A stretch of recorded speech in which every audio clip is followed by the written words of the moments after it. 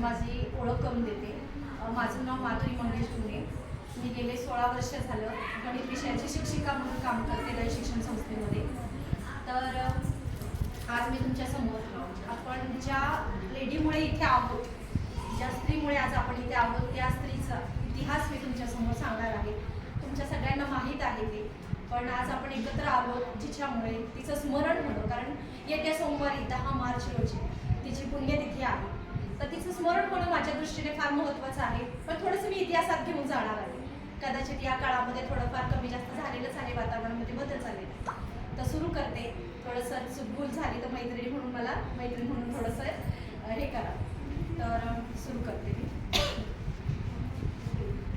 19व्या शतकातील विद्यादायी एक युगंधर जिने आपल्या पतीच्या साथीने शिक्षणाची गंगोत्री घरापर्यंत पोहोचवण्यासाठी अफाट कष्ट केले, जिने तुमचे आमचे आयुष्य सुखकर होण्यासाठी जी चंदनासारखी झिजली. सांगा कोण होती ती? सांगा मैत्रिणींनो, कोण होती? जिच्यामुळे शिकली गोरगरिबांची मुले, जिच्यामुळे शिकली गोरगरिबांची मुले, ती ज्ञानदाती, ती ज्ञानज्योती, सावित्रीबाई फुले. नमस्कार मैत्रिणी, ओळखलत मला? मी सावित्री ज्योतिबा फुले. अरे वा, काय पाहतीये मी? आज तुमच्यातल्या काही जणी डॉक्टर आहेत, काही जणी इंजिनियर आहेत, काही जणी शिक्षिका आहेत, काही जणी मोठमोठ्या पदावर काम करतायत. हे पाहून मला अत्यंत आनंद होतो. पण मैत्रिणींनो, तुम्हाला माहित आहे तुम्ही आज हा जो दिवस पाहताय तो कोणामुळे? होय, अगदी बरोबर, माझ्यामुळे आणि माझ्या पतीमुळे आणि माझ्यामुळे. ऐकायचा इतिहास? चला तर. नमस्कार.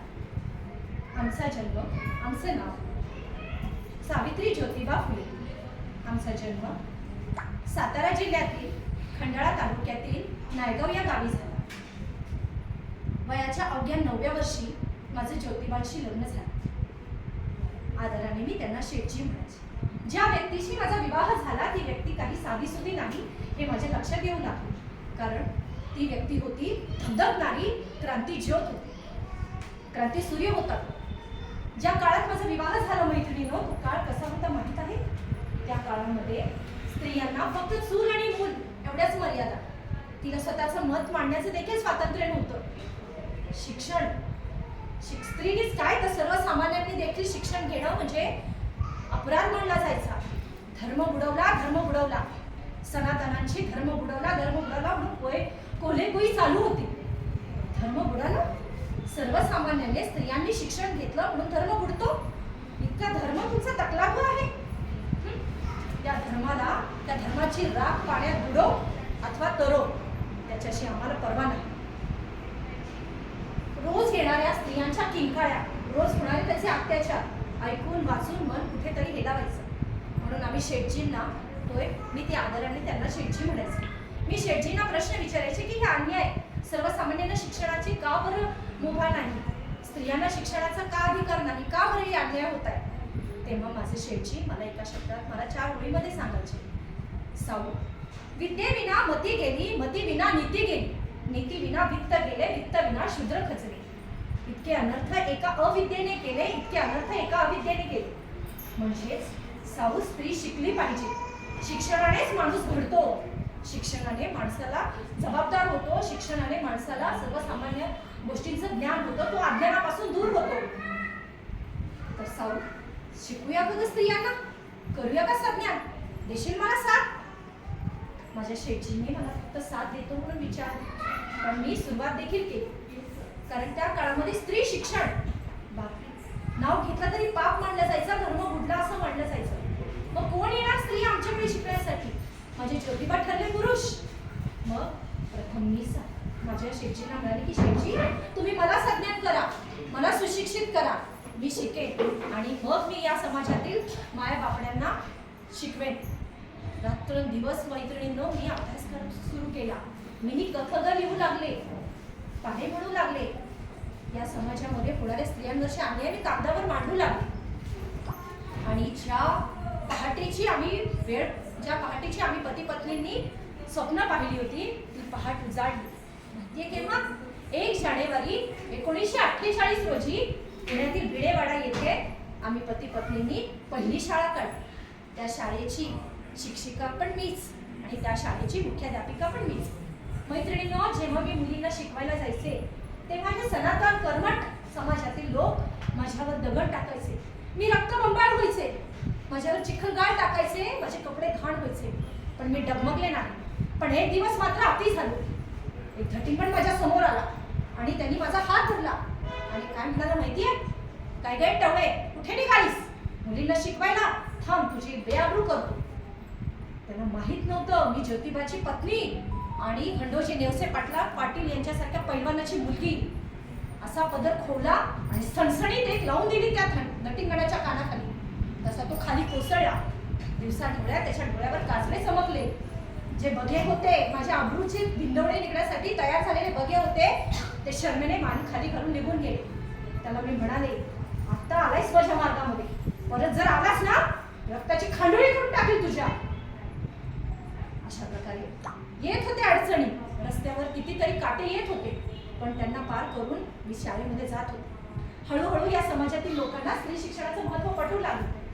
आधी प्रथम 4च ब्राह्मणांच्या मुली होत्या.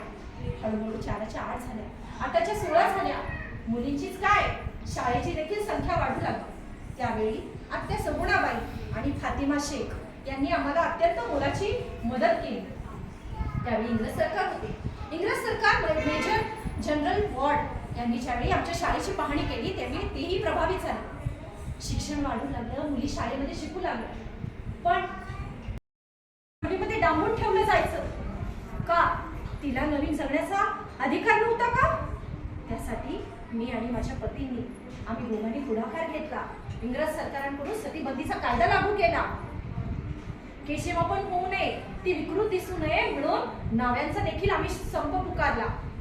मैत्रिणींनो, काशीबाई नातू अगदी कोळी गोजिरी अशी बालविधवा होती.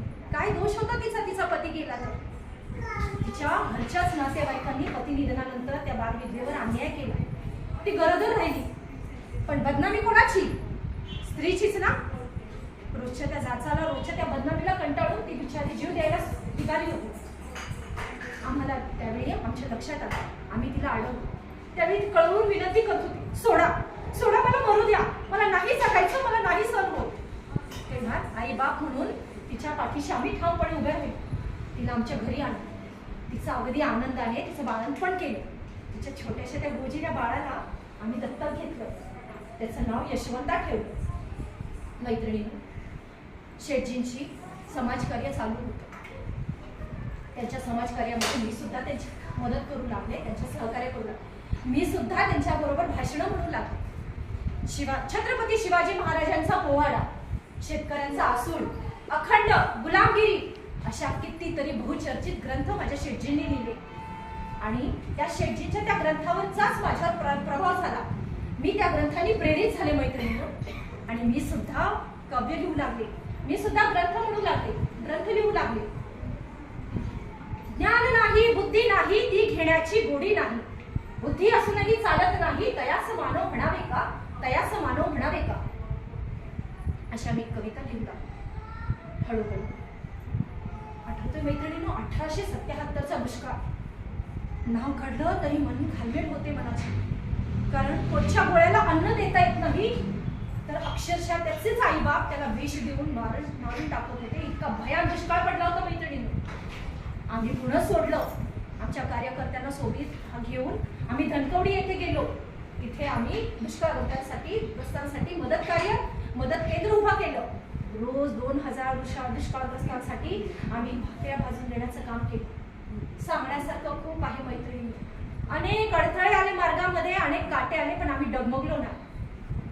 हळूहळू माझ्या शेठजींची प्रकृती ढासळली. त्यांना अर्धांग वायूमुळे त्यांची उजवी बाजू निकामी झाली. पण तरी सुद्धा माझ्या शेठजीने डाव्या हाताने सार्वजनिक सत्याग्रह हा ग्रंथ लिहिला. पण काळा दिवस तो आलाच. वार होता शुक्रवार, 28 नोव्हेंबर 1890. माझे शेठजी आम्हाला सोडून गेले. माझं जीवन साथीच नाही, तर माझा वैचारिक जोडीदार, माझा कार्याचा भागीदार, माझा आधारवट, माझी प्रेरणा आज निश्चित पडली होती. मला, लक्ष्मीला, यशवंताला, आम्हा दोघां तिघांना आभाळ फाटल्यासारखे झाले, धरणी दुभंगल्यासारखी झाली. स्वामी माझे ज्योतिबा सोडून गेले माझ्याशी. मैत्रिणी, तरी पण त्या अवस्थेत अचानक बाहेर काहीतरी गडबड ऐकू आली. कानावर शब्द येऊ लागले. यशवंत आमचा मुलगा नाही, रक्ताचा नाही, त्यामुळे ज्योतिबांच्या प्रेताला खांदा कोण देणार, त्यांचा विधवा हातात कोण घेणार, त्यांना अग्नी कोण देणार, याविषयी वाद चालू होते. त्या अवस्थेतही आम्ही त्याला बाहेर गेलो आणि ठणकावून सांगितलं, यशवंत आमचा मुलगा नाही. कोण म्हणलं? रक्ताचा नसला म्हणून काय झालं, त्याला आम्ही दत्तक घेतलंय आणि माझ्या शेठजीचे सगळे विधी तोच पार पाडणार. टिटवा आम्ही स्वतः हातात घेतला. आम्ही हातात घेऊन यशवंताच्या हाती दिला. प्रेताच्या पुढे आम्ही दोघं माय लेकरं चालू लागलो. हजारोच्या संख्येने लोक प्रेतयात्रेमध्ये सहभागी झाले. मुठा नदीच्या काठी माझ्या शेठजींना आम्ही आणि माझ्या यशवंताने अग्नी दिला. त्या धगधगत्या अग्नीमध्ये माझा क्रांतीसूर्य मावळला. क्रांतीसूर्य अनंतात विलीन झाला. शेठजींची आठवण येत होती. मन कष्टी झालं होतं, शरीर जड झालं होतं. पण त्यांनी पाहिलेली स्वप्न अर्धवट सोडायची, त्यांनी दिलेला मार्ग असाच तोडायचा नाही. मन पुन्हा उभारून घेतलं, मनाला उभारी दिली आणि मी पुन्हा उभी राहिले या समाजासाठी. मैत्रिणी, 1897 पुण्यामध्ये प्लेगच्या साथीने थैमान गाठलं होतं. काखेमध्ये गाठी येऊन लोक पटापट मरत होते. तेव्हा आम्ही यशवंताला वानवडी आणि घोरपडीच्या मध्यावर हॉस्पिटल उभा राहायला सांगितलं आणि आम्ही स्वतः जाऊन प्लेगच्या रुग्णांना घराघरामधून जाऊन त्यांना हॉस्पिटलमध्ये आणत होतो. आम्हाला माहित होतं की हा रोग आम्हालाही होणार आहे, कारण तो साथीचा रोग आहे. पण मरणाच्या भीतीने जे समाजकार्य आम्ही स्वीकारले त्या मार्गातून मागे हटू. कोण घाबरत नाही मरणाला. अहो, आमचा पूर्ण जन्मच आम्ही समाजकार्यासाठी घालवला, तर मरण काय चीज आहे. आणि शेवटी त्या प्लेगने गाठलंच मला. अवस्था अशी होती मैत्रिणींनो, हॉस्पिटलमध्ये एका बाजूला आम्ही होतो आणि एका बाजूला तो 7 ते 8 वर्षाचा बाळ होता, मुलगा होता. माझा यशवंता. माई, एकच इंजेक्शन शिल्लक आहे, काय करावं काय कळत नाही. अरे यशवंता, काय विचार करतोस? आम्ही वटलेलं झाड आज नाही तर उद्या उन्मळून पडणार. पण या लेकराने अजून जग पाहिलेलं नाही. देऊन टाक बाळा इंजेक्शन, आमची शेवटची इच्छा समज. पण माई आणि बाळ, माझी शेवटची इच्छा समज, देऊन टाक. आज्ञाधारक माझा यशवंता. डोळे डबडबले होते माझ्या लेकराची, हात थरथरत होते. त्या थरथरत्या हातानेच त्यांनी त्या मुलाला इंजेक्शन दिलं.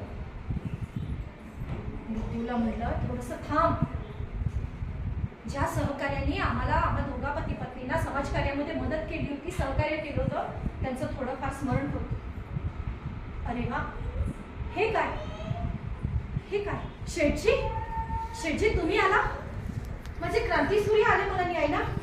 यशवंत पाहिलंस?